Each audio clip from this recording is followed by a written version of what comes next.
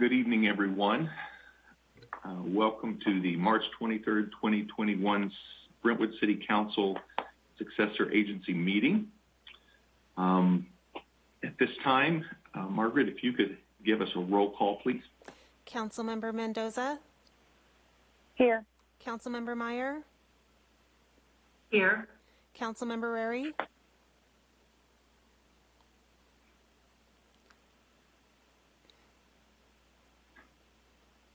Here. Vice Mayor Rodriguez? Here. Mayor Bryant? Here. So we are all in attendance. We do have a quorum. So at this time, if you could join with me in the Pledge of Allegiance. I pledge allegiance to the flag of the United States of America and to the republic for which it stands, one nation, under God, indivisible, with liberty and justice for all.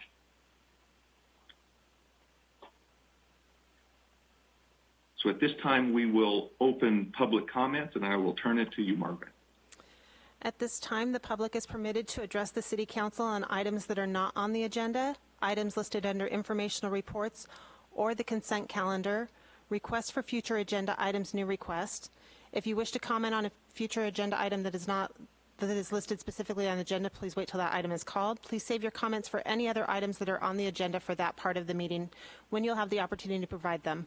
I received one written public comment for public comments that were submitted to the city clerk prior to the meeting. A copy is shown as a summary is shown on the presentation slide. The City Council has been provided full copies of the written public comments, and these were made available on the city's agenda webpage. If you wish to speak under public comment, please use the raise your hand feature using in Zoom, and I'll call your name if provided and unmute you to speak. Remarks are limited to 3 minutes per person, and your microphone will be muted after the timer has expired. While we encourage your comments, state law prevents the council from discussing items that are not on their meeting agenda, and if appropriate, they'll have staff follow up on them. And I do have two speakers on that phoned in, and we'll call upon them first. Clifton and Yildiz, and they'll each have 3 minutes. And we'll just need them to unmute their line by pressing *6. My name is Clifton Fagerquist, and I'm a Deer Ridge resident. I have spoken previously and sent emails to the city on my opposition to any changes in the uses or zoning of the Deer Ridge Golf Course. It is my understanding that the virtual meeting being hosted by the city on March 31st is to present information about tentative proposals that have been submitted by the new Deer Ridge Golf Course owner, World Business Academy, in order to get feedback from the Deer Ridge residents on these proposals. However, this event is seriously flawed as well as biased. How will the city and meeting participants know whether any of the supposed Deer Ridge residents that speak or participate in the meeting are genuine Deer Ridge residents? How will the identity of participants be confirmed and validated? If there is no participant validation, the feedback obtained could be flawed and highly biased. Is it not possible that World Business Academy and or Suncoast could compensate individuals to participate in this virtual meeting to speak in favor of the WBA proposals? I and others alerted Deer Ridge residents to the personal connection between World Business Academy and Suncoast.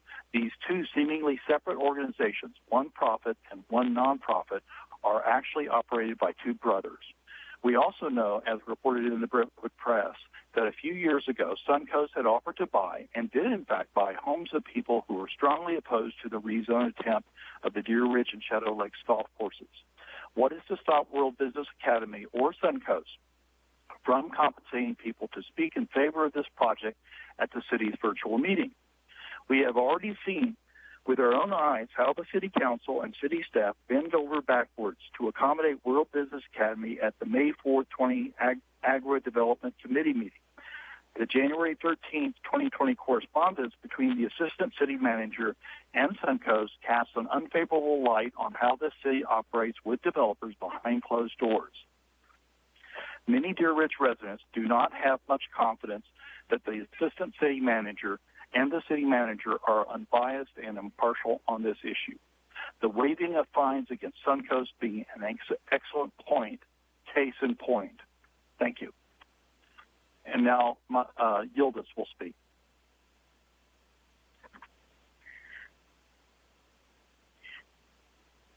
Good evening, City Council and the city staff. My name is Yildiz. We certainly appreciate when the City of Brentwood makes real attempts to bring together all the community.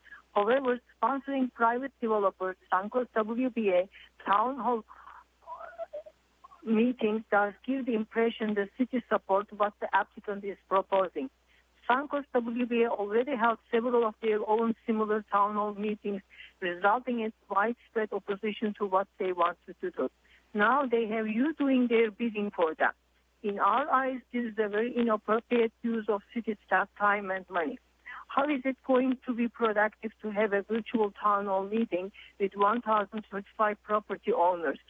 How are you technically preparing to have such a large meeting?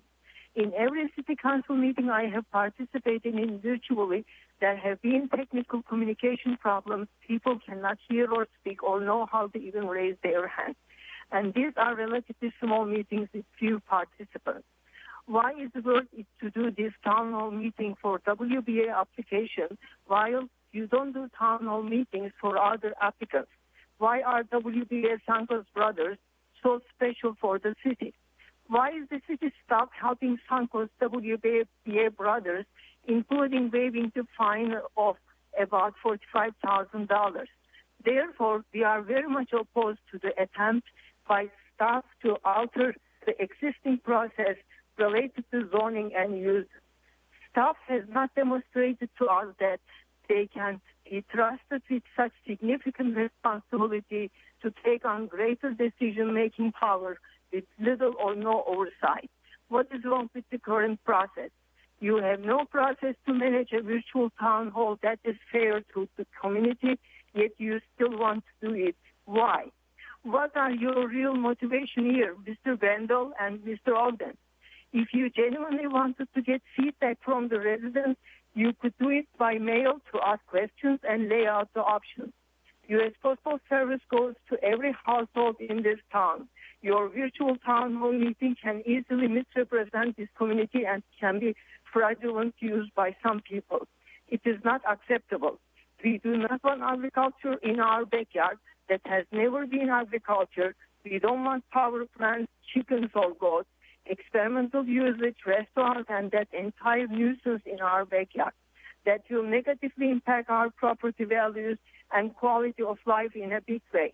Our children will be in danger. Plus, all those proposals have potential fire hazards. Given most of the Brentwood is built out, isn't our last remaining open space important to you? The city must be fair to every resident of the Deer Ridge community who has the right to voice their opinion. Virtual town hall meeting is not fair to do with 1,035 homeowners. Thank you.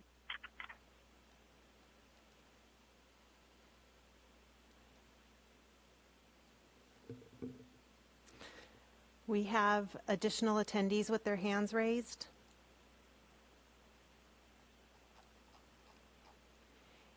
And Maria Villaseca, followed by Cinziana Todor to start. Maria, go ahead.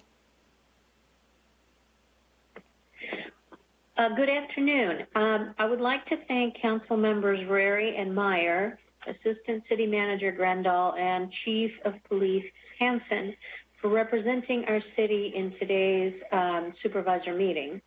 Some observations from the very disappointing outcome of the meeting.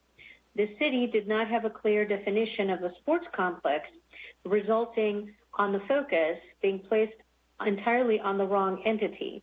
All efforts were on Sunset Park and how many kids play there, which clearly didn't qualify as a brick and mortar definition as defined by the Board of Supervisors, instead of Diamond Gym, which would have qualified. However, nobody checked with the Board of Supervisors to understand what the definition was. The 1 mile buffer mentioned in the packet was for outdoor plants, but no one checked the regulations to see what that actually applied to. So all the arguments made mentioning that 1 mile buffer were seen as mistakes. All of the pushback came mainly from citizens in most of the meetings through the zoning and planning process, with some city council members present, leadership was entirely silent until the very end, which was extremely inefficient. We need someone from the city staff to be dialed in with the county, clearly, because this was borderline embarrassing. When we get a project like this, we need to get all of the necessary rules, regulations, and ask clarifying questions from the county to ensure that city council members and citizens can back the efforts in supporting or defeating such a project in an informed and strategic manner. We can't go through this again. Basically, the Board of Supervisors said every single argument that was brought up by city council members and 150 plus residents of Brentwood were mistaken and we were misinformed. That is incredibly embarrassing. I personally would not like to go through that again. So please make sure you have somebody from city staff dialed in with the county so that we can have clarifications and get questions answered to make sure that when we go before and we speak in public, we are buttoned up. Thank you very much.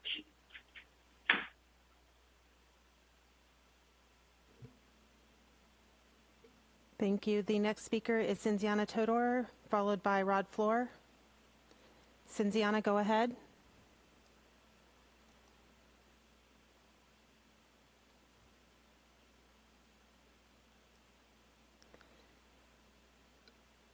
Cinziana, you'll need to unmute your microphone. Hello, can you hear me now? Yes, go ahead. Sorry, it just popped on my phone to unmute. So I want to echo everything that Carolina just mentioned. But I still want to take the time to extend special thanks to Councilwomen Meyer and Rary for their efforts in supporting and our residents, as well as Mr. Grindal and Police Chief Hansen. There were excellent support during this whole process, the whole 6 months plus. The residents struggled to really understand what this project was about and the impact on our community. And we haven't seen the same support from our vice mayor and mayor, who actually took the time to speak to the press and to look in front of the community. They took credit for all the efforts to reject the project from the city side. So shame on both of them, Mayor Bryant and Vice Mayor Rodriguez. Shame on both of you. You should actually have a press release to say that you had no contribution to defending and putting a case on for this project to be rejected by the county, and at the same time defend your residents that actually voted for you and you supposedly represent. So I'm really, really expecting a press release from both of you to give credit when it's due to the people that actually put the effort in. Thank you.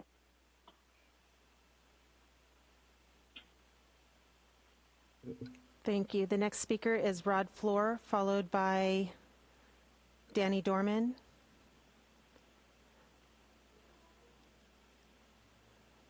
Rod, go ahead. Thank you, Margaret. It does take a minute for that pop-up to show up. And also, the other thing I'm not liking about the Zoom so much is that I only see the person who's currently speaking. I don't get to see everybody like good on WebEx. But overall, congratulations on getting Zoom here. It's a much better thing than WebEx. So thank you for that. I don't have any prepared remarks today. I did want to say thank you briefly to Council members Rary and Meyer, City Manager Grindal, and Chief Hansen for showing up today at the county's Board of Supervisors meeting. That was a horrible meeting, and a lot of dumb things were said there by the Board of Supervisors, including our own supervisor. But I'll have to send you an email about that because I want to address the Deer Ridge issue. We do have a group of people in Deer Ridge who are opposed to anything that World Business Academy will propose, basically because they believe that because the owner of that organization is the brother of the owner of Suncoast, Roberto Brudical, who we all really hate and for good reason, that they should not be trusted.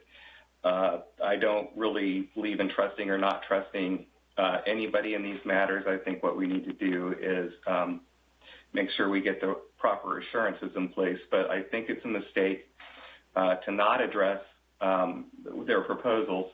And I also want to say, in defense of City Council members Rary and Mayor Bryant, they did not, and Terrence Grindle as well. They're not showing bias. They're not allying with anybody. They are responding to a demand from the community that goes back 2 years. When this thing first started, everybody was like, hey, we saw that you guys were talking to them in 2015. We didn't hear about it until 2017. Why the hell not? So now the city is trying to involve us ahead of time. They're opening up a town hall because, what else are you going to do? It's still, pandemic. And I just don't see any fairness in criticizing the city for that.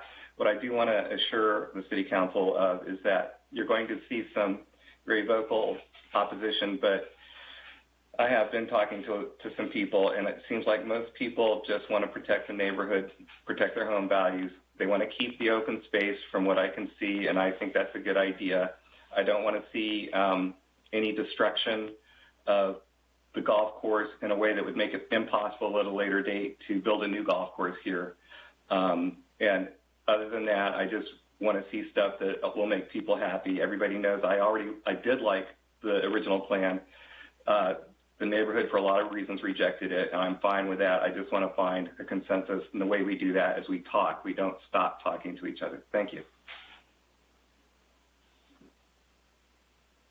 The next speaker is Danny Dorman, and there's no additional hands raised after Mr. Dorman. Mr. Dorman, you should have received a request to unmute. Unmute. There you go. Okay. Yeah, there it goes. There it goes. All right. Well, good evening, everyone. The Deer Ridge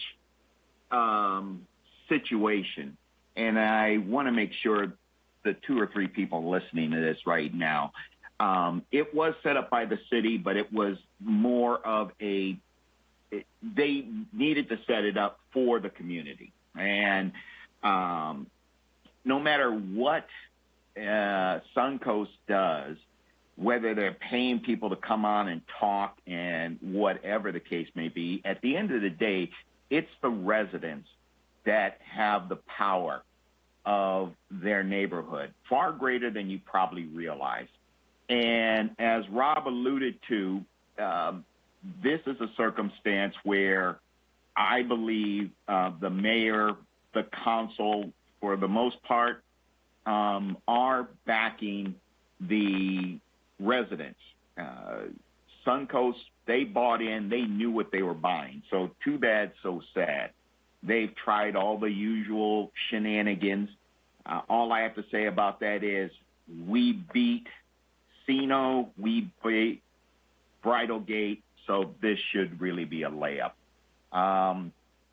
And just really quickly, and some of you may know, I am suggesting that the mayor and possibly the council itself ought to be a full-time elected position. I know that there's some harsh opposition to it, but I stand by the fact that right now we're paying $250,000 to a city manager, and who knows how much the assistant city manager is getting. It's a part-time job for these people, and we need a full-time government. I think that we will have greater participation from residents that really want to do something for the city. And I will state for the record, this has nothing to do with me. I don't want to run. I can't take the pay cut, even at $150,000. So this is about the city. And I think we need, if we want to be a city, we ought to have a full-time government. Thank you.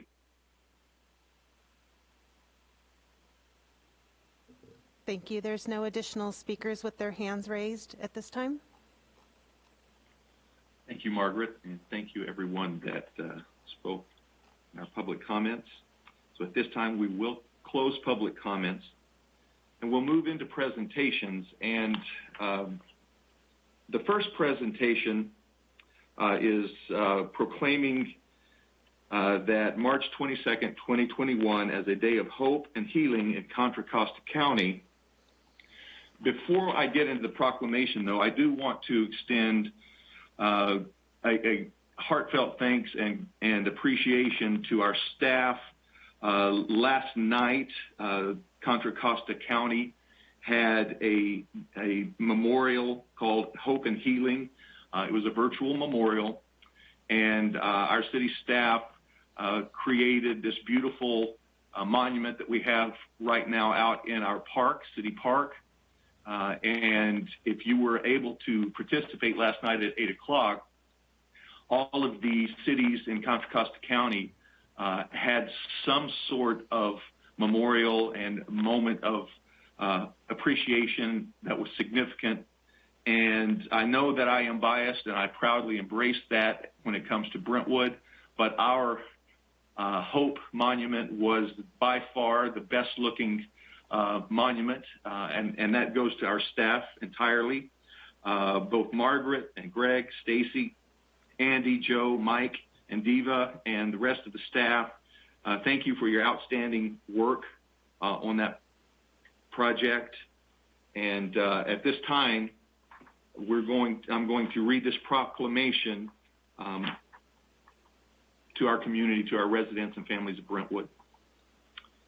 Whereas 1 year ago, the COVID-19 pandemic claimed its first victim in Contra Costa County, and since then, the county has lost hundreds more to this pandemic. And whereas COVID-19 has claimed 36 treasured members of the Brentwood community, and whereas these deaths have left behind grieving families, friends, and neighbors struggling to rebuild lives shattered by this unprecedented health crisis, and whereas because of the need for social distancing, many have been denied the opportunity to come together to mourn and draw strength from each other, and whereas in recognition that over 1/3 of county residents have had their first vaccinations and nearly a fifth are fully vaccinated, and whereas case numbers continue to fall steadily from a high of 60 per 100,000 in December to less than 7 per 100,000 today, and whereas with appreciation that the community continues to be vigilant and practice preventative health behaviors such as masking and social distancing, and whereas the aforementioned vaccines, treatments, and community vigilance give us hope that this tragic COVID-19 crisis may soon be behind us. Now, therefore, be it proclaimed that the City Council of the City of Brentwood does hereby recognize March 22nd, 2021 as a day of hope and healing that will memorialize those lives that we've lost, the suffering that we have borne, and the sacrifices we have collectively made, while simultaneously joining with our neighboring cities to cast a light of hope on a future free of COVID-19, dated this 23rd day of March, 2021. I also want to inform the community that Saturday there will be a vaccination clinic at the new Los Madonnas College campus, not at the current location at the corner of Sand Creek and Brentwood Boulevard, as is on the county website. It will be at the new facility, the new LMC facility out by Vineyards. And so with that, we will move on to informational reports from council members, committee, and liaison. And we'll begin with Council Member Mendoza. Hi, everyone. Just real quick on that number. Actually, sadly, it's 38 people that have passed away, so we've had 2 more people pass away when I looked at the numbers today. This last week, I attended a land use committee with Councilwoman Rary, who was awesome because I'm still learning. And we actually walked through a project and looked at the affordable housing situation. So we were going to do affordable housing, or we were going to do in lieu fees. We decided on affordable housing after going through everything, which was awesome. I attended a meeting with Livable Cities. If anyone listening is not familiar with SB 9, I would ask that you become familiar with SB 9. It is actually will do away with single-family zoning, single house zoning in California. So if you don't know about it, send me an email. We can talk about it. But basically, your neighbors could then build multi-unit homes. So it's important that we all find out what that's all about. And then on Saturday, I actually helped the County of California, GNS Farms, and Hijas del Campo vaccinate 100 farm workers. So it was a great day. I was very proud of GNS Farms. That family was amazing how they opened up their farm and brought in all of their field workers. I actually was telling Susanna I got emotional because to see them care so much was awesome. The same nurses that did the vaccination there Saturday will be doing the vaccination that Mayor Bryan talked about, and I believe it is the Johnson & Johnson 1 dose. So you just have to go once. You don't have to wait to go back again. And that's what I did this week. Thank you. Thank you. Councilperson Meyer. Thank you, Mayor. I attended my first Triad meeting. Triad it's a national model. It's a partnership between Brentwood Police Department, local seniors, and community groups. And the goal is basically to help older adults in our community to have the best quality of life, to have access to resources, have access to communications and information about what's going on around them. So that was a great meeting. Look forward to more of that. There will be I guess they're calling it like a mobile resource fair on April 26th.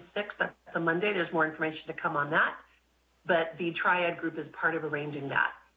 I attended, I guess you would call it a youth center feasibility ad hoc committee meeting with Vice Mayor Rodriguez and city staff to tour the Brentwood Education and Technology Center, just to get an idea of the very beginning steps to whether it's feasible for us to consider that site as a youth center. I also attended the Livable Communities virtual meeting, which addressed state laws and what their impact on zoning, land use, and housing was. So I would agree, educate yourself on SB 9, SB 10, any other housing bills that could impact our community and others. I watched the Hope and Healing broadcast last night. I don't know if anyone else had the chance to do that. It was very, very moving. The link went to YouTube. It is available. You can watch after the fact. I did lose a friend to COVID this year. I had several family members who had COVID. So for me watching, it was very, very moving and it hit home. I encourage you to watch it if you haven't yet had the chance to do so. It's about 40 minutes long. And then, of course, this morning, the County Board of Supervisors Cannabis Cultivation Site hearing. The board did vote to approve the project to move forward.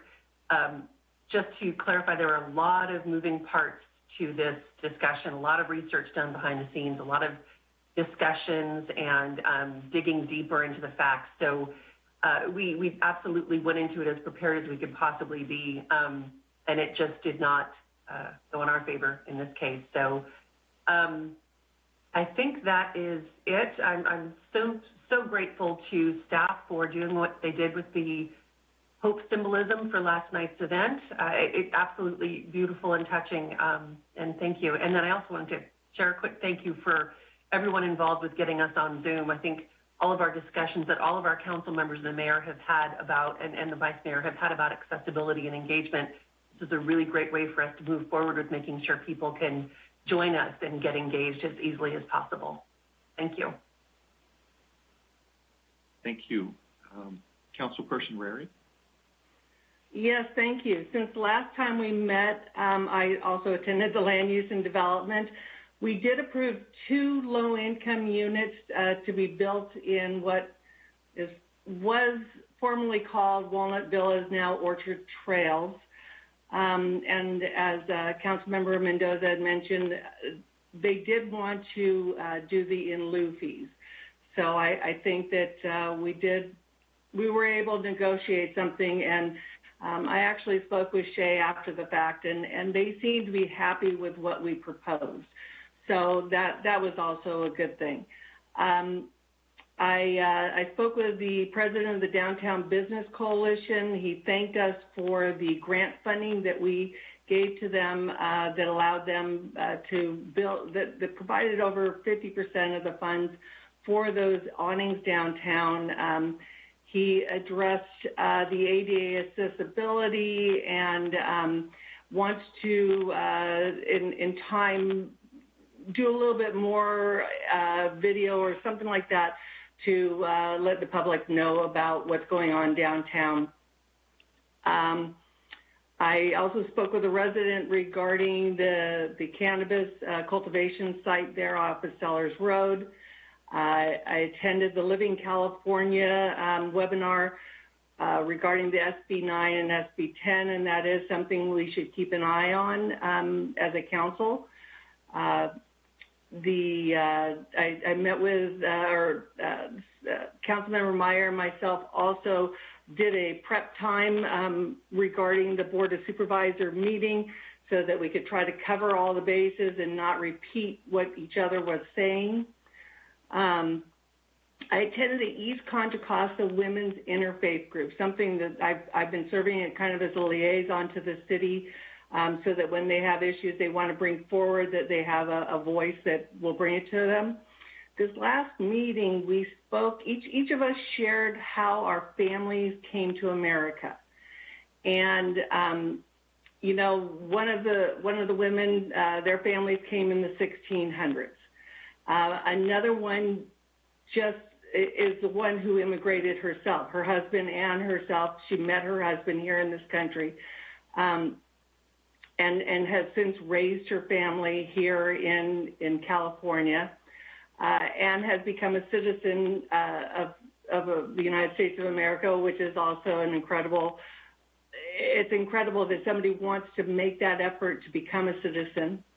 And then even myself, my own family, I'm only a second and third generation American. My grandfather came over from Sweden at the age of 4 on a ship all by himself to live with his uncle and his aunt out here. And then my great-grandparents, one from Sweden and one from Norway. And then Canadians that came from Ireland and England, they came through Canada to America.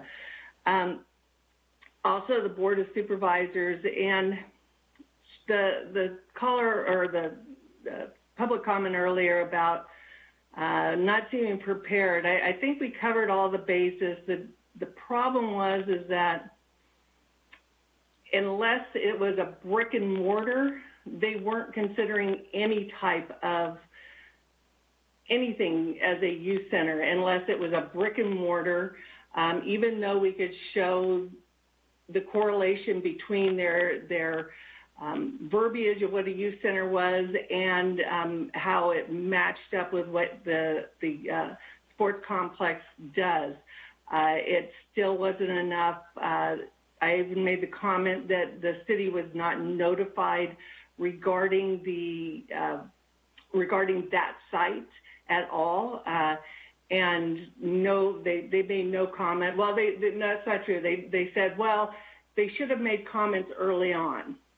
So I'm not sure how staff was notified, if we were notified early on when they picked these sites, because they didn't notify us when this one came with the application. Chances are we didn't receive information about the site locations when it went through in 2019. And that's all I have to report. Thank you. Thank you. Vice Mayor Rodriguez. Yes, I'd like to report out. I participated in the Latino Caucus meeting. It was a very good meeting for a lot of new council members that are coming up through the state that are Latinos. It's basically like a support kind of a group. I was really glad to participate in that. I wish I would have gotten more involved in that sooner. A lot of great information, a lot of good support from local council members all through the area. So participate in that. I also participate in the youth committee meeting with Councilmember Meyer and also with the city manager and also with Bruce from the Parks and Recs Department director. Very good meeting. I think that it was a great opportunity to, talk a little bit more with Councilmember Meyer in regards to the project itself. Obviously, like she has mentioned, it's on the very small stages of seeing what it could look like and what we cannot do. But I think it's a great opportunity for our community. And I really want to thank her for attending, but also being very supportive of that. I also attended the meeting today. I want to thank both council members, Meyer and also Councilmember Rary, and the police chief, and also our assistant city manager for speaking up today. I was on the call, and I think you guys did a wonderful job, and I appreciate that. I think you guys did good representing our city, and that's all for now. Thank you. Thank you.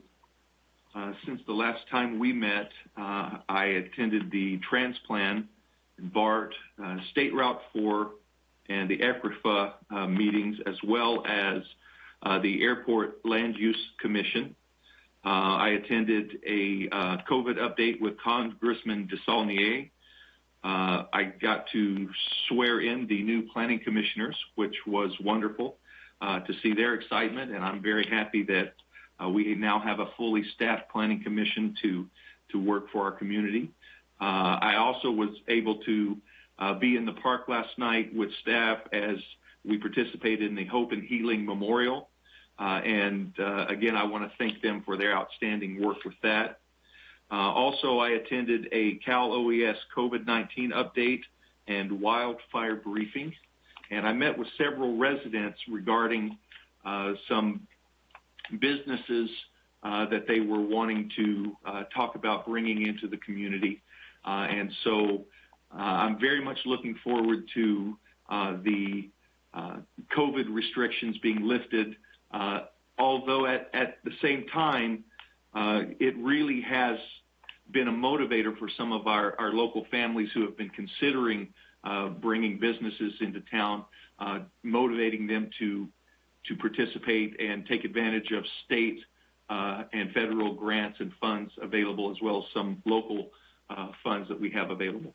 And with that, that's all I have to report at this time. So we will move on to consent calendar. And do I have a motion for consent calendar? Mayor, I just would like to pull, I think it's C3, just to make a quick comment about that. Okay. So is that a motion for approval of all but C3? Yeah, I make a motion to approve C1 to C7 with the exception of pulling out C3. Okay, we have a first. Second. Second. Could we get a roll call vote, please? Councilmember Mendoza?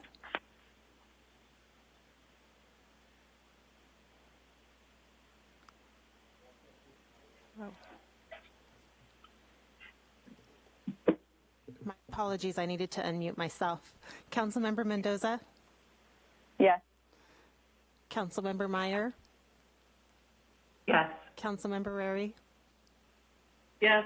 Vice Mayor Rodriguez? Yes. Mayor Bryant? Yes. Motion carries 5-0. Okay, so at this time then, we will ask Vice Mayor to expound on his pulling of item C3. Yes, I just wanted to pull it out because I really wanted to thank our department and Mickey for making a really wise decision about pulling back and not moving forward with this project at the time that we had received it, because I'll be honest with you, with Mickey's expertise, he felt like we weren't getting the best deal for the buck. And I think from that decision alone, I think we were able to save over about $300,000. So I wanted to thank that department and Mickey himself for making a great decision to save the city some money and, doing a great job in those decisions. So I just wanted to make sure we recognize that. Okay, so with that, do you have a motion for approval? Yes, I'd like to make a motion that we approve C3. Okay, we have a first and a second. Roll call vote, please. Councilmember Mendoza? Yes. Councilmember Meyer? Yes. Councilmember Rary? Yes. Vice Mayor Rodriguez? Yes. Mayor Bryant? Yes. Motion carries unanimous. Okay, we'll move into public hearings. Item D1, a resolution approving the final engineer's report and confirming the annexation of territory to existing landscape and lighting assessment district number 19-3. And I'll turn it to Aaron Wandon to provide the staff report.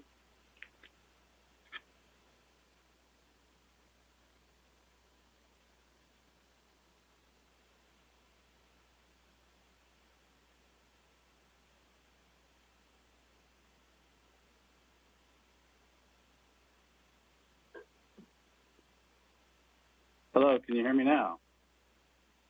Yes, we can hear you. Oh, excellent. I apologize for that. I had assumed I'd be on video as well, so I got all dressed up for nothing evidently, but at least we've got some audio. So good evening, Mayor and City Council members. In accordance with the Landscape and Lighting Act of 1972 and Proposition 218, this item is the second and final step in the approval process to annex territory to landscape and lighting.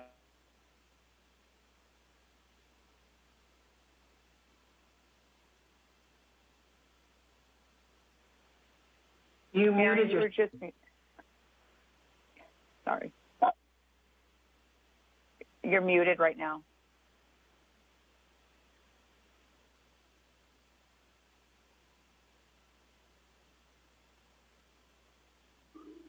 And there's an unmute again, and between me and Margaret, there's some technical issues here.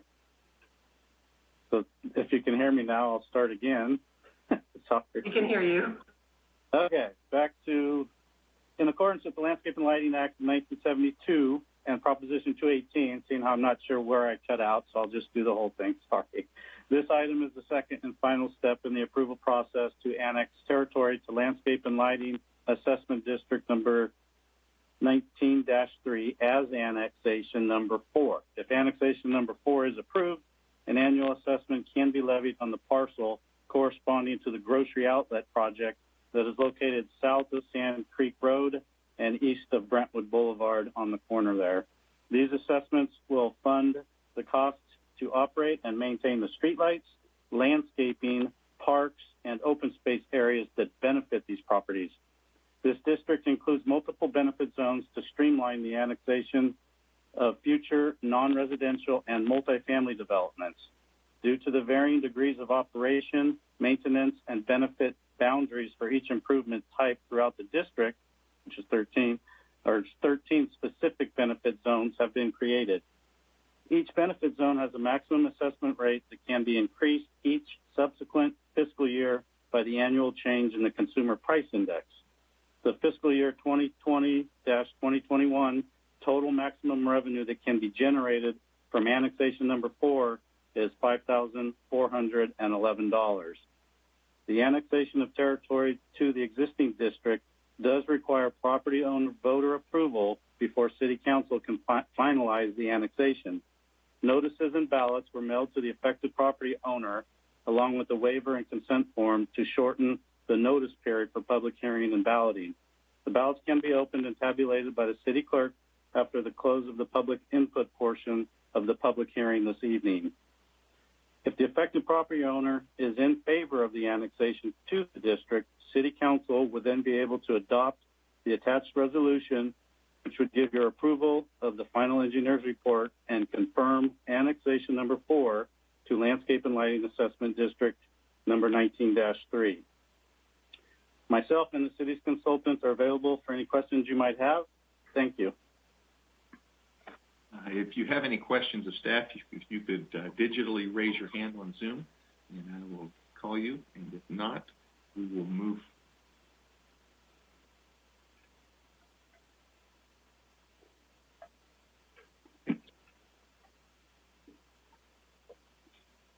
Seeing none, we will then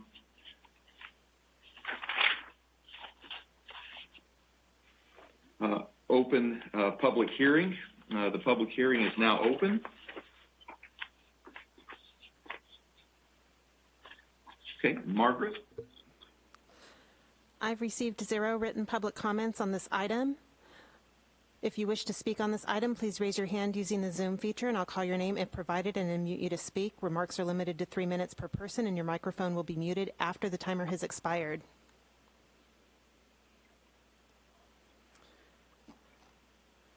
I'm currently seeing no one with their hands raised for this item.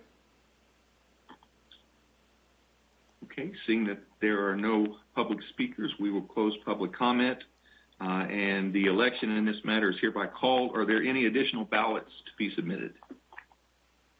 Mr. Mayor, excuse me, as this is a public hearing, you need to have a formal council vote to close it. Thank you. Do I have a motion to close the public hearing? We have a first. Second. Second. Second. Roll call vote, please. And Mr. Mayor, excuse me, before the vote is taken, if we could just confirm that the election of this matter is hereby called, and just check if there are any additional ballots that need to be submitted. I don't believe that there are, but just need to go through this formality. Are there any further ballots that are submitted?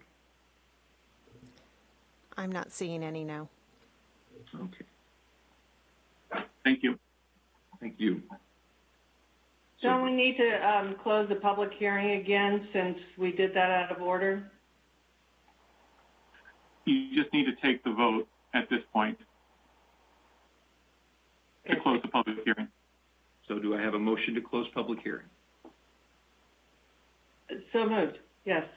First. I believe it was motioned and seconded, Mr. Mayor. Yeah. Roll call And I vote. think just city clerk just needs to do the vote now. Okay, roll call vote, please. Councilmember Mendoza? Yes.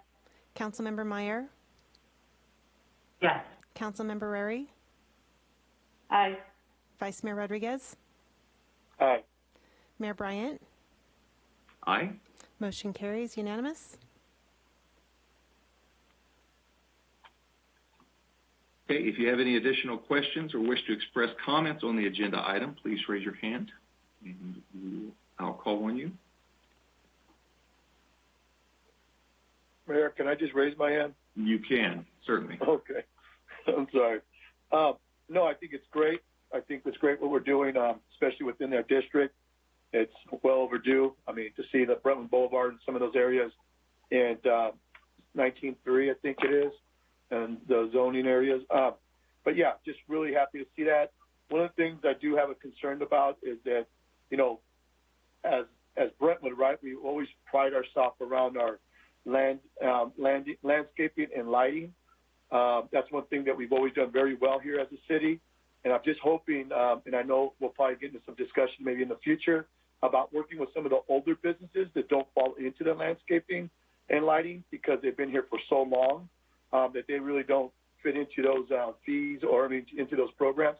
That I'm hoping that we could do something to support and help those areas to also work on some of their lighting and landscaping within in front of their businesses and areas that they operate. So once again, really happy to see that we got this going, and then hopefully we could work with some of the other businesses that have been there historically for many years in regards to their lighting and landscaping. So, yeah, I just don't want where Brentwood becomes where all this is brand new, and you're driving through Brentwood and it's really nice, and then all of a sudden you hit an area that's not as nice, and then you go to another area that's very nice. I would love to see, and I know Brentwood prides itself on this, is being consistent. And being consistent means, everybody trying to hold up a standard that we've created here in Brentwood. So hopefully, I know we're not doing that tonight, obviously, but in the future we could have that discussion around how we can include some of those historical businesses and areas that don't fall into this category that we could support or see what we can do to help them. Just because I want to continue that standard that we have, but at the same time, I don't want people, because it becomes, well, that's that area, or that's the ghetto, or whatever that is, right? We don't need that here in Brentwood, and we don't have those kind of communities. So my whole thing is that I'm hoping in the future we could talk more about that and supporting some of these other areas. But I think this is great, and I hope that we continue to move forward like this. Thank you. Any other comments before we move on? Okay. Seeing none. If there are no other questions, I'll consider a motion. Make a motion to confirm annexation number 4 with a simple majority property owner approval weighted by assessment amount. I second that. We have a first and a second. A roll call vote, please.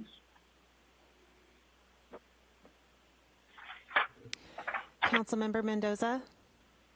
Yes. Councilmember Meyer? Yes. Councilmember Rary?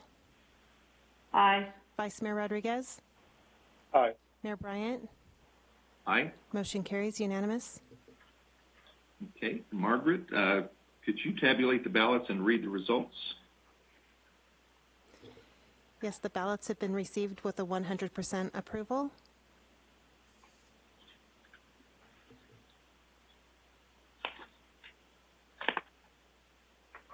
Okay, so as detailed in the staff report, I need a resolution ordering the annexation of territory to Landscape and Lighting Assessment District number 19-3, and ordering the improvements and confirming the district diagram and assessments. Do you have a motion? I think that was the motion.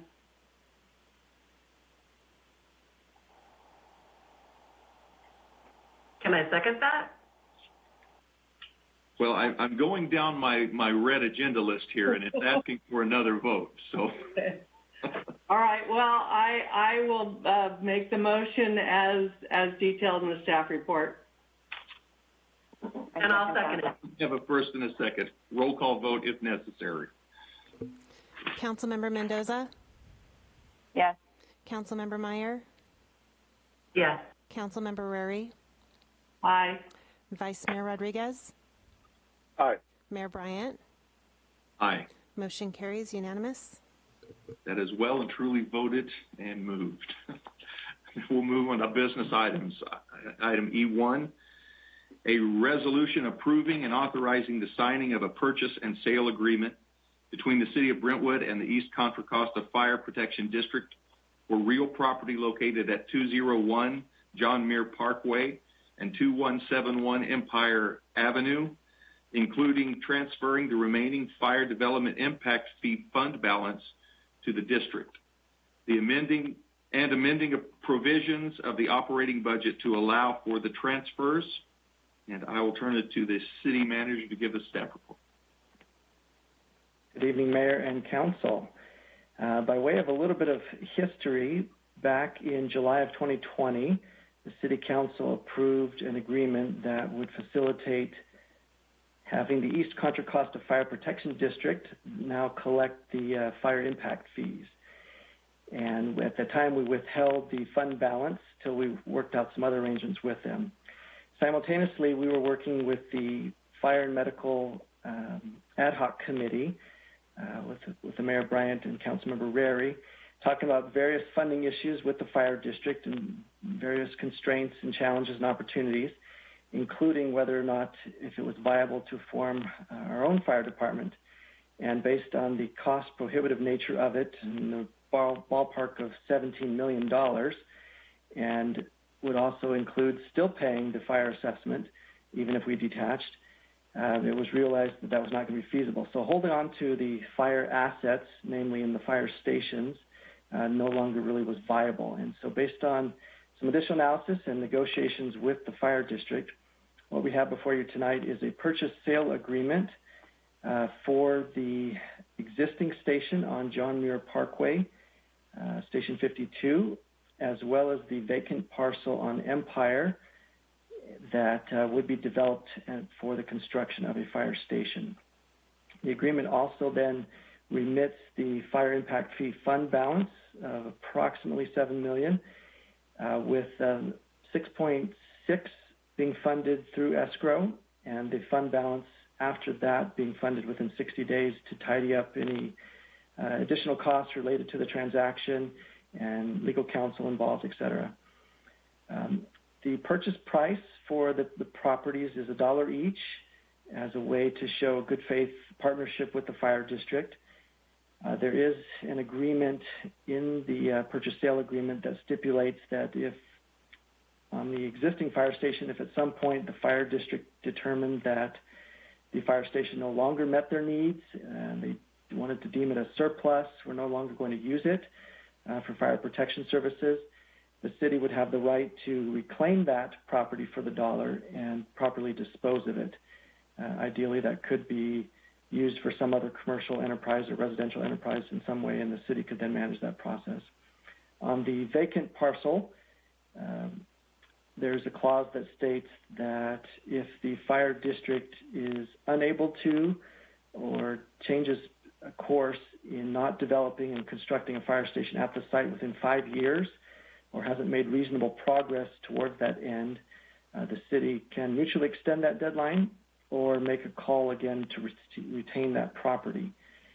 You'll see in the fiscal impact section of the staff report details about an inter-fund transfer between the Parks and Development Fund and the fire impact fees, clearing that up between the properties that have previously been envisioned to what is now being considered for sale. And let's see if there's anything else. Those are the highlights of the staff report. The kind of the nexus for this concept is to fully enable the fire district to control and maintain and own all of their assets, really consistent with what the city of Oakley and Contra Costa County has done with fire facilities.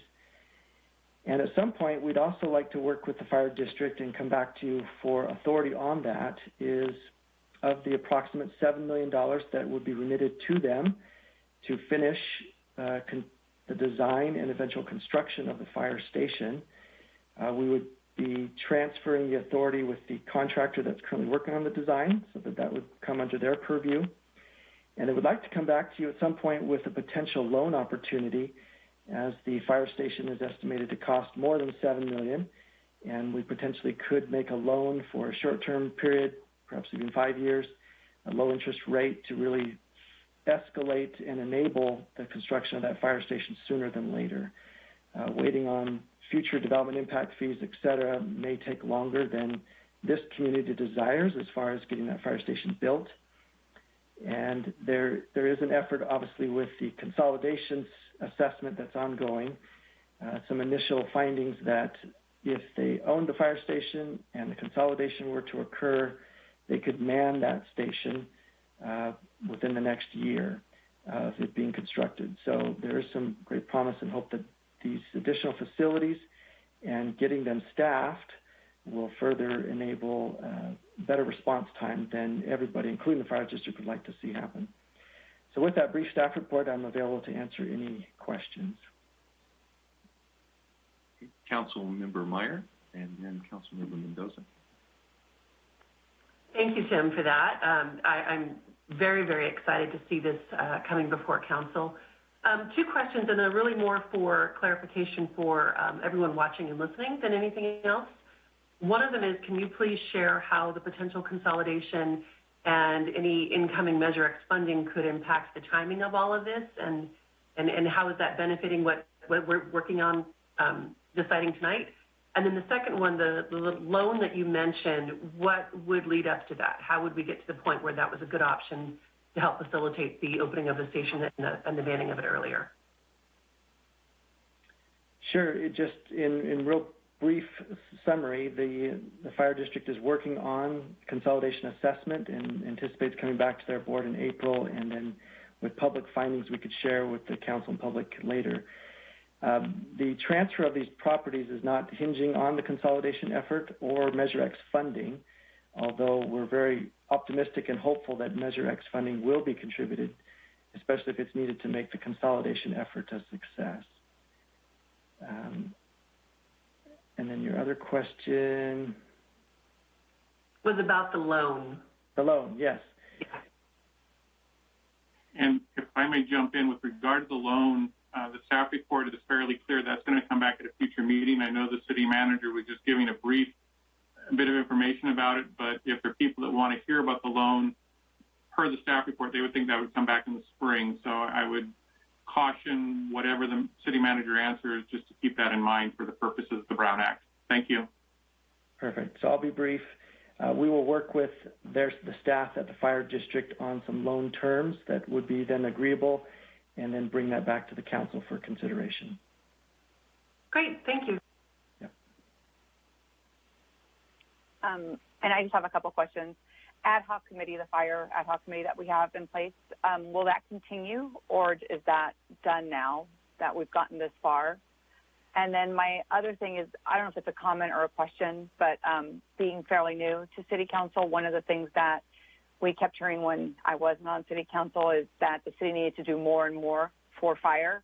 I think this is a great example. Yes, the $6.9 million is great, but I think that while we're selling the land for $1, the market value is way more than that, and I think that is fantastic that the city is doing both of those sites for, almost nothing, and I think that the residents should really understand that, because I think sometimes things get lost in translation, and we don't understand what's going on behind the scenes, but this is, although you don't make it sound like a big deal, it's a really big deal of what you're doing for not just Brentwood residents, but, this helps all of the people who live within that fire district. So thank you to everyone who's been working on that for so long. I really, really appreciate it. And then just the ad hoc committee question. Great, sure. So the fire ad hoc committee is not a standing committee. It's an ad hoc, so it meets irregularly just as needed. So I could see some potential future meetings if Measure X funding or consolidation policies are needed to be assessed, and then that ad hoc committee can convene and then bring back policy recommendations to the council. But at some point, I suppose it wouldn't need to meet any further if things are going well within that regard. Okay. Seeing no more hands or questions of staff. I do have a question. The parkland, we're taking away the 5 acres from the parkland and putting that over for fire. And then what was on Shady Willow was the 1 acre, just a little shy of 1 acre, that was going to be the fire station. And there was mention of the park, a possible park there instead. In time, will funding from the fire funding that was there, will some of that go towards the park funding, or how is that going to work? Sure. So the city used fire development impact fees to purchase the Shady Willow parcel, and the Empire parcel was purchased with parks and trail development impact fees. So part of the fiscal impact section details how that the inter-fund transfer needs to occur to pay off the correct funding source, so that park funding is buying parks and fire impact fees are buying fire facility land. And that transaction is in there for you to consider as well. And then one other note I should have mentioned earlier is that the land use designation for the Empire site still reflects parkland, and that is a process that before we close escrow, if we receive authority tonight, would need to come back to the Planning Commission to make that land use designation change to enable the fire station to be built there. And then there could be further discussions at some point in a future agenda item discussing the future park site that would then move to the other location. And I think that was my part of the question. I didn't ask it real well, but was with that 1 acre site, 0.99 acre site, is that something that will need to change over from semi-public or from public facility to parkland? So, right. Okay. Okay. Are there any more questions of staff? Okay. Seeing none, then at this time we will open public comment. Margaret? I've received no written public comments on this item prior to the meeting. If you wish to speak on this item, please raise your hand using the Zoom feature, and I'll call upon your name if provided and unmute you to speak. Remarks are limited to 3 minutes per person, and your microphone will be muted after the timer has expired. And I'm not seeing any hands raised for this item. Let's see. Okay, seeing that there are no hands raised, we will close public comment, and we will move into the council members' discussion. If you have questions or additional comments, if you could raise your hand, I will just call you in order. Councilperson Rary. You know, this has been a long time coming. This, you know, we started in January 2017 as the fire and medical ad hoc.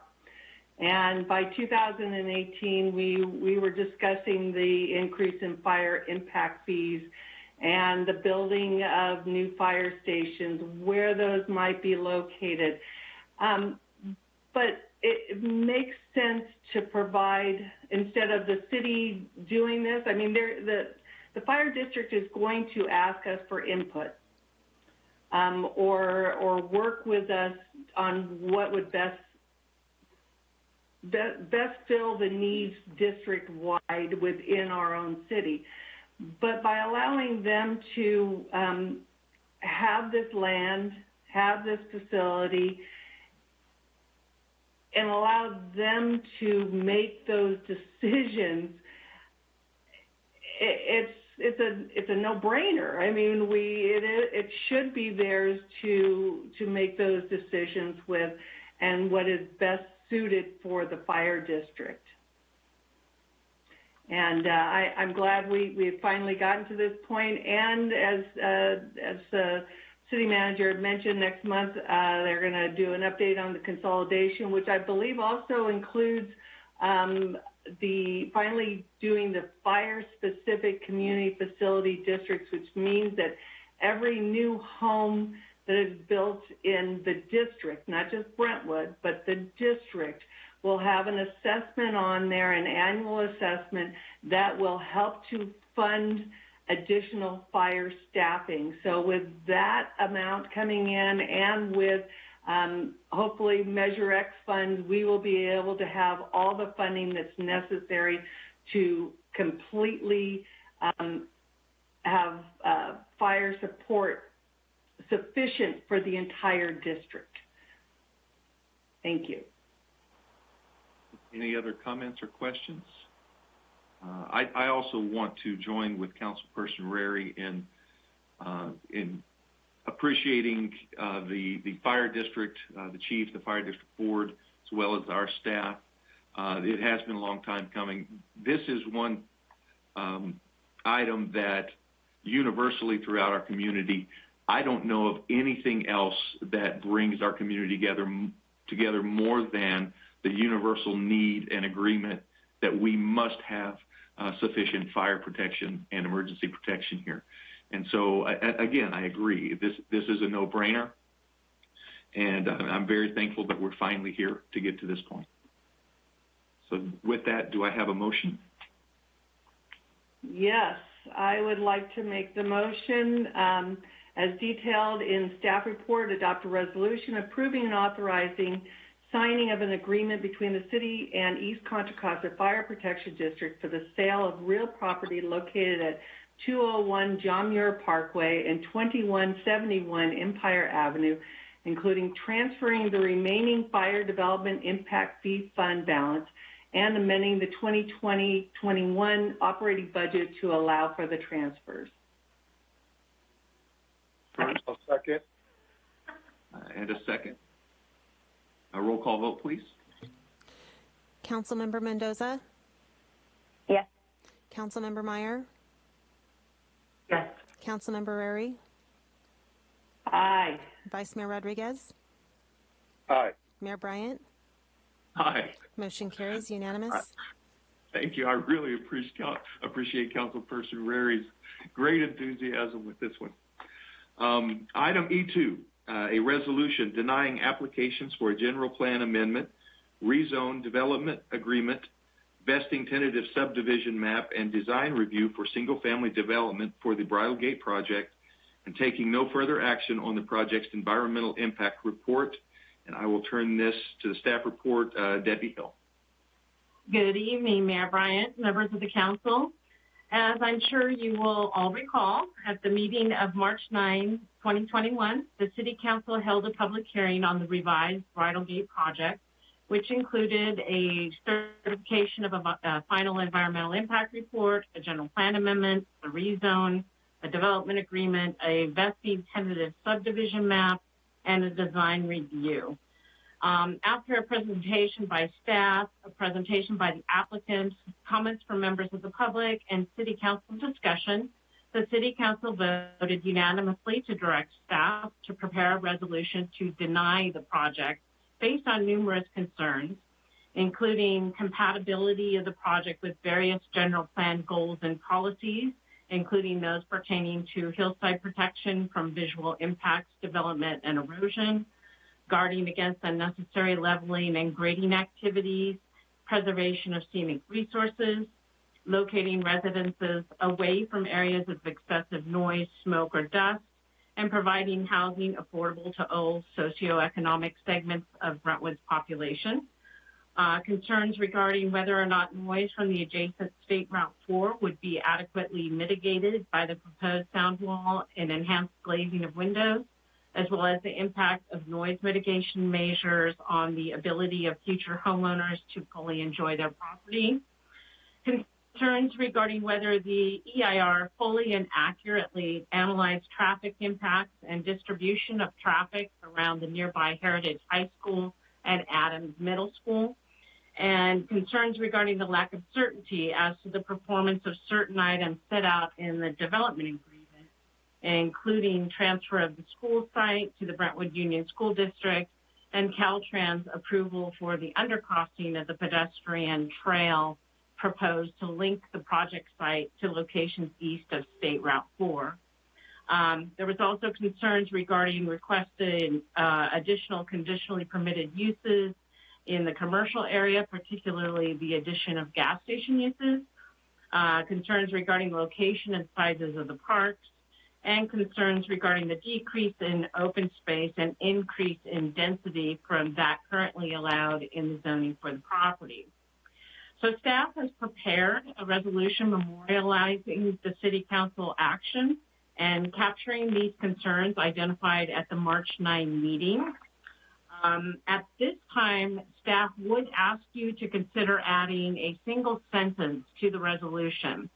So on packet page 258, in finding 1A, paragraph 3 there, we have listed the project densities under build out with and without development of the school site, which were discussed on the March 9 staff report. So after that first sentence in paragraph 3, ending with in lieu of the school, we would ask that you consider adding the following sentence.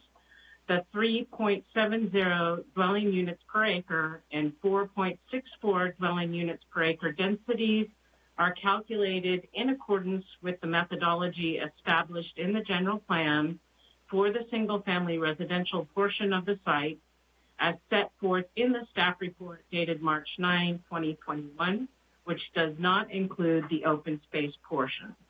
So if during your motion, if the council so moves to approve the resolution memorializing that denial, if you could add that sentence, we would appreciate it.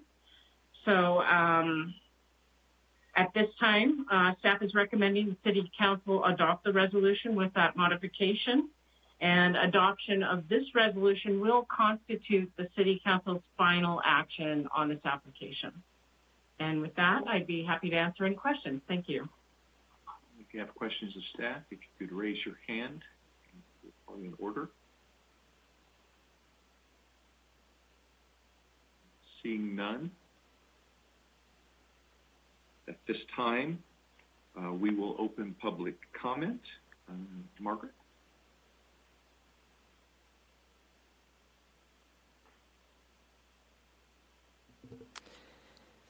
I have received 2 written public comments on this item. A summary is shown on the screen. If you wish to speak on this item, please raise your hand using the Zoom feature, and I'll call upon a name if provided. Oh. Margaret, I think you're muted. Yeah, I was muted. Change in systems. I've received 2 written public comments on this item. A summary of them are shown on the screen. Full copies of these comments are made available on the City Council agenda page. If you wish to speak on this item, please raise your hand using the Zoom feature, and I'll call upon your name if provided and unmute you to speak. Remarks are limited to 3 minutes per person, and your microphone will be muted after the timer has expired. And I do see 2 hands raised. I'll start with Ellis Raskin, followed by Maria Villaseca. Mr. Raskin, or Ellis Raskin, go ahead. Thank you, and good evening, Mayor and members of the City Council. My name is Ellis Raskin of Hanson Bridget, and I'm counsel for the project applicants, Discovery Builders and West Coast Home Builders. I understand that Mr. Lewis Parsons, president of Discovery Builders, and my colleague from Hanson Bridget, Christopher Reinheimer, are also attending the meeting tonight. First and foremost, we'd like to take this opportunity to urge the City Council to reconsider its motion to deny the project. We respectfully submit that the City's decision was an error and that this matter warrants further consideration. As we explained in our presentation at the March 9th City Council meeting, and as substantiated by the draft findings in support of the approval resolutions that were presented to you on March 9th, the project will provide a broad range of public benefits, including a substantial contribution to the city's affordable housing program. That contribution could have been used to provide desperately needed funds for the city's rental assistance program, the city's down payment assistance program for prospective homebuyers, and the city's first-time homebuyer assistance program. I'd also like to take this opportunity to object to the proposed findings that have been prepared to support the resolution to deny our client's project. Those findings are not supported by evidence in the record, and they appear to have been contrived in a hasty attempt to justify the Council's actions. To give you just a few examples of findings that are in direct conflict with the record, I'll give you 3. First, the findings state that a single larger park on the project site is amenable to a greater variety of uses than 2 smaller parks. But the area that's currently zoned and designated for parkland is immediately adjacent to the Sand Creek riparian corridor. The topography of the site and site conditions make it essentially impossible to develop new park amenities at a substantial portion of that area. Accordingly, 2 smaller parks would actually allow for a broader range of new parkland amenities to be constructed. The findings also state that the project would fail to ensure that this area of the city is as accessible to emergency response providers as is currently required by the general plan. But that's simply not true. As explained in further detail on pages 3-32 of the final EAR, implementation of mitigation measure 4.2-1 will ensure compliance with general plan policy SA 3-5 by facilitating access for emergency response providers. Any site plan submitted for the parcel would be required to comply with applicable Brentwood design guidelines and undergo design and site development review, which will ensure adequate emergency ingress and egress. The findings also state that the project would not protect hillsides as required by Goal COS 7 and Policy COS 7-1, but again, this simply isn't true. As discussed multiple times in the record, the project will undergo a design review, which will be an effective means of ensuring implementation with Goal COS 7 and related policies. I'll end it there. I'm available for further questions if you have any, but again, we will urge you to reconsider your decision. The next speaker is Maria Villaseca, followed by Rod Floor. Maria, go ahead. Thank you. I'd like to say that I've been sitting through many long city council meetings, as we all have. I get my popcorn, I get my water, and sit, make sure I'm nice and comfy. This particular city council meeting where we discussed Bridle Gate was one for the books, and the builder did himself no favors by coming across as extremely arrogant and just really condescending. I do not agree with Hanson Bridget LLP's view of how beneficial this would be to the citizens of Brentwood. They don't live here. We live here. The citizens of Brentwood have made it perfectly clear in excruciating detail why this project in that location, the way that they're proposing it, is not good for Brentwood. I don't know what more Hanson, Bridget, LLP, CINO, et cetera, need. They weren't listening. They made a last bid effort to placate us with, oh, well, we'll pay for fire fees, when they were ready to sue us over fire fees. And they were unwilling to build affordable units. So, yeah, no. the citizens of Brentwood have spoken loud and clear that we do not want this project in that location in the format that they have proposed. It was bad when they first proposed it, and it got worse. So, no, the city council needs to listen to its citizens and approve the resolution. Thank you very much.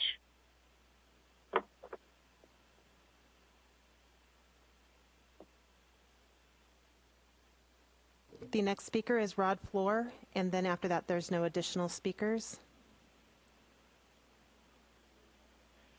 Mr. Floor. Thank you, Margaret.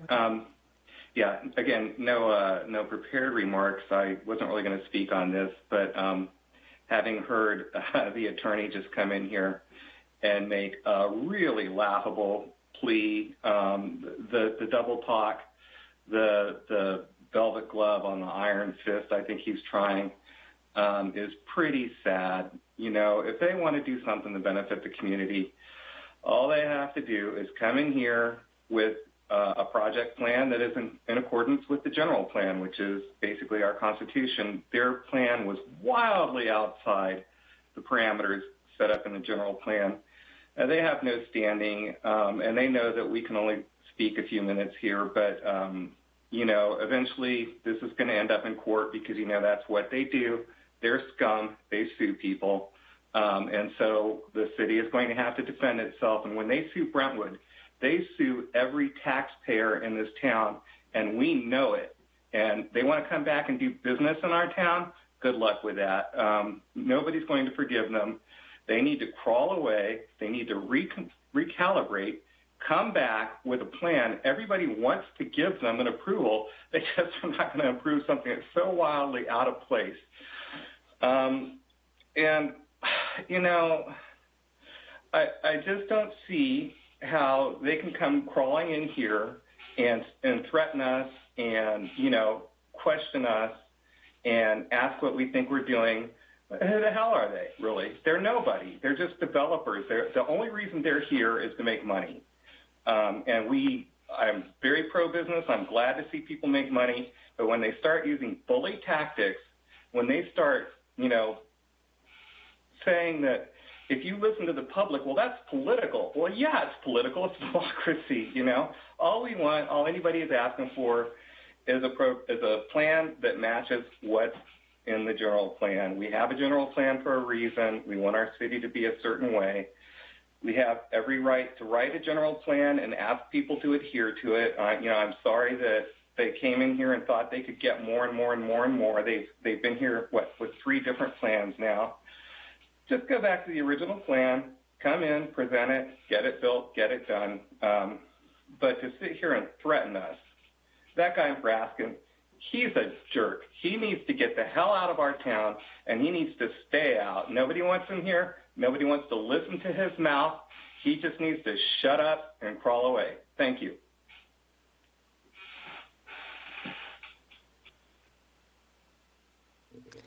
I see no additional speakers with their hands raised.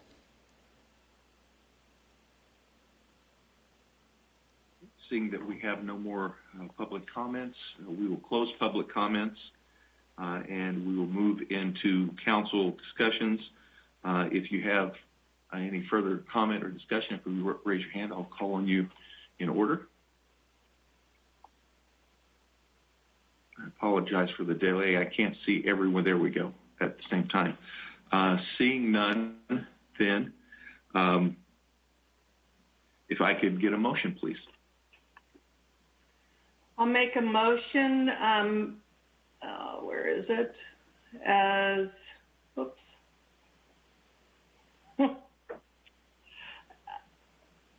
No, I've lost the motion. Oh, there it is. Nope. Page 7. Yeah, I'm on page 7.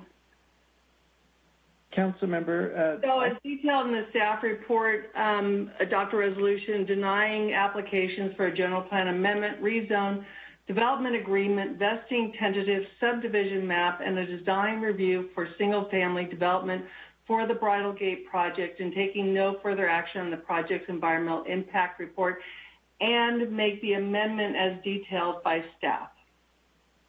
I second it. Before we move forward, does this include the amendment? Yes. Okay. We have a first and a second. Second. Vote, please. Councilmember Mendoza? Yes. Councilmember Meyer? Yes. Councilmember Rary? Aye. Vice Mayor Rodriguez? Aye. Mayor Bryant? Aye. Motion carries unanimous. Okay, moving on to item E3, a resolution accepting the annual progress report on the implementation of the Brentwood General Plan housing element for calendar year 2020. And I'll turn it to Staff Member Debbie Hill.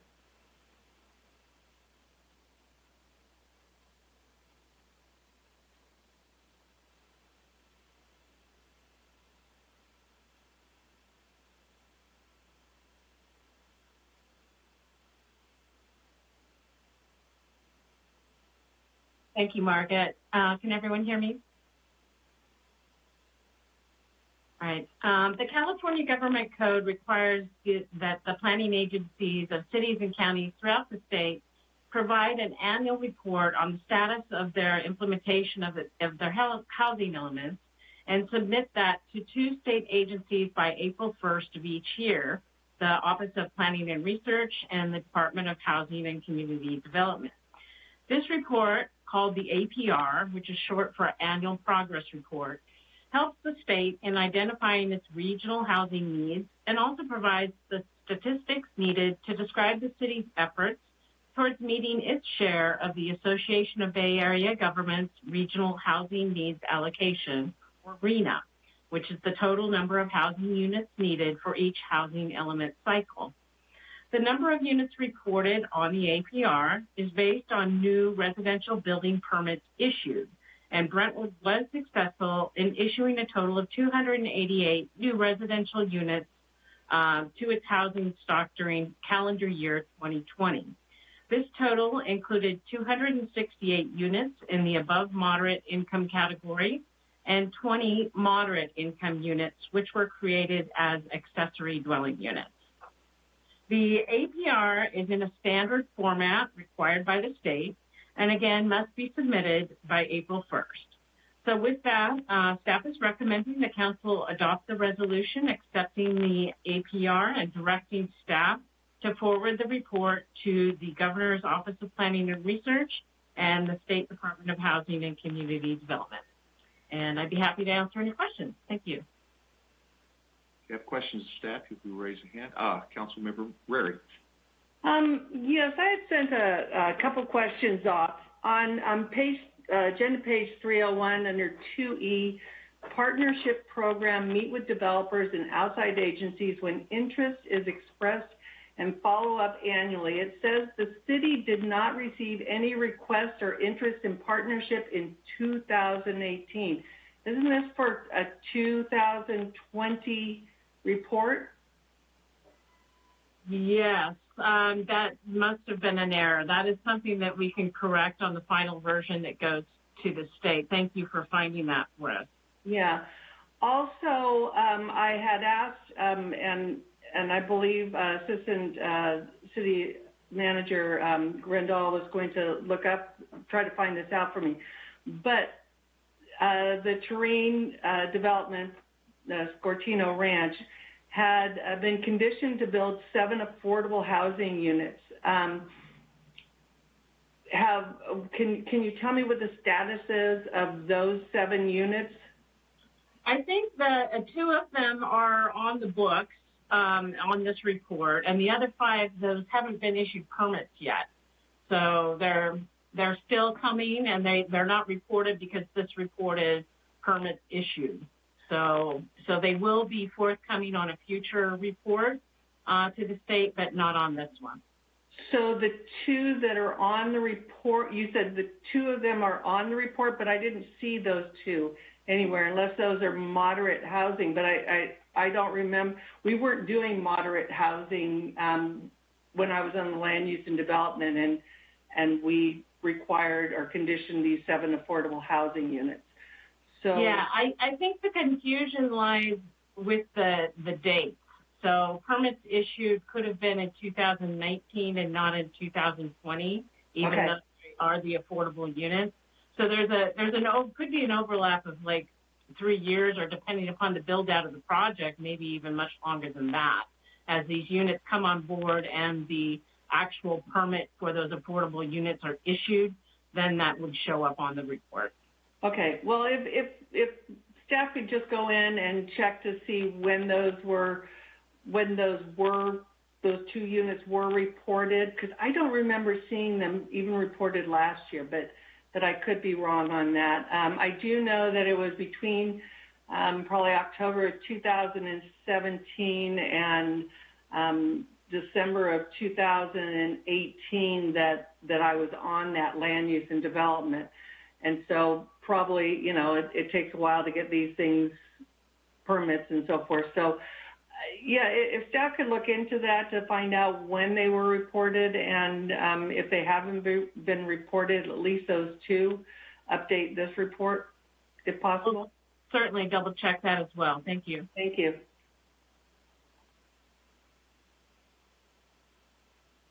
Are there any more questions of staff before we move to public comment?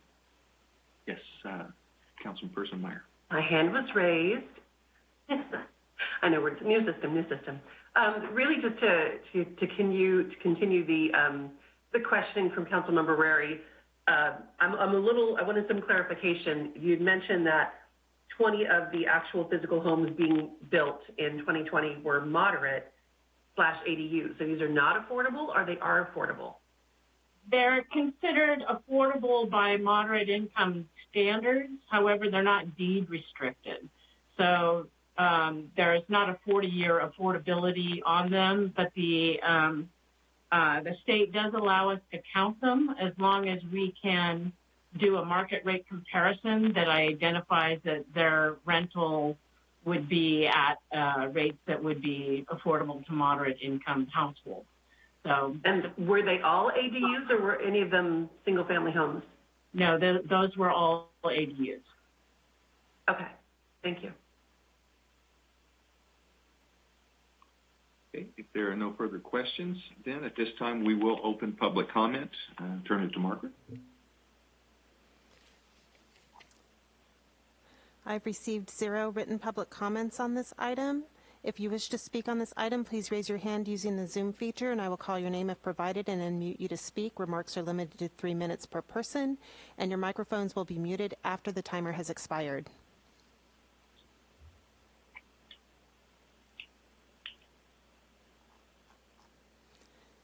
And I'm seeing 0 hands raised right now. Okay, seeing that there are no more public comments, we will close public comments and move into council comment and discussion. Is there anyone, council, that would like to further comment on this item? Okay, seeing none, if I could get a motion. I'll make a motion, as detailed in the staff report, adopt the resolution accepting the annual progress report on the implementation of the housing element for calendar year 2020 and asking that the report be forwarded to the state with that amendment of 2018 to be 2020. I second. Mr. Mayor? Yes. Good evening. I'm sorry to interrupt. Councilmember Rary, can I confirm that if staff goes back and verifies the status of the additional units that you had questions about, if it is in fact the case that they should be reported on this year's form, that additional change could be made without coming back for council approval? Yes. Thank you. And I'm sorry, if I could also, through the mayor, we would be looking at 2019. No. Yeah, I'm sorry, 2019 to 2020. So I just wanted to clarify that. Thank you, Deb. So we have a first. Second. And a second. Roll call vote, please. Councilmember Mendoza? Yes. Councilmember Meyer? Yes. Councilmember Rary? Aye. Vice Mayor Rodriguez? Aye. Mayor Bryant? Aye. Motion carries unanimous. Okay, and we'll move on to item F1. If you have a new agenda request, please raise your hand and I will get to you. Councilperson Meyer. Thank you. This is a continuation toward that ever elusive and ongoing goal towards engagement and accessibility and all of that. I'd like for us to review the option of our new PIO doing some sort of a citywide newsletter, email, however that would look, something that gets shared on a citywide basis, on a monthly basis. I think there is so much information coming in all the time. I'd like to see that be something that can be gathered into something that's bite-sized chunks and very readable and accessible to everyone. Is that enough?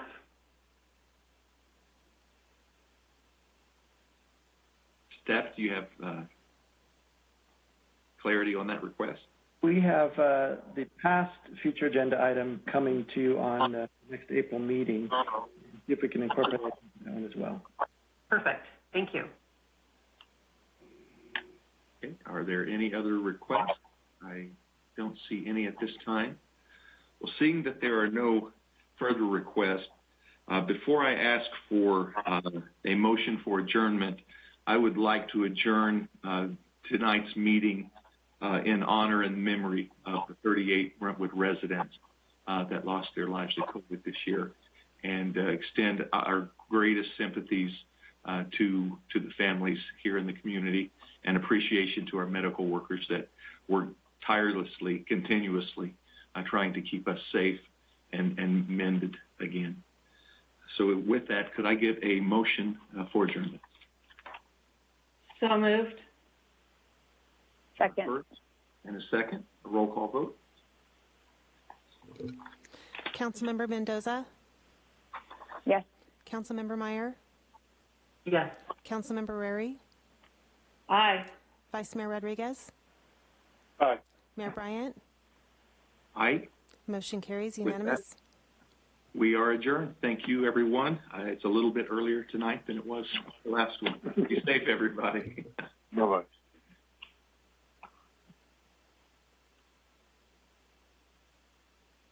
Goodbye.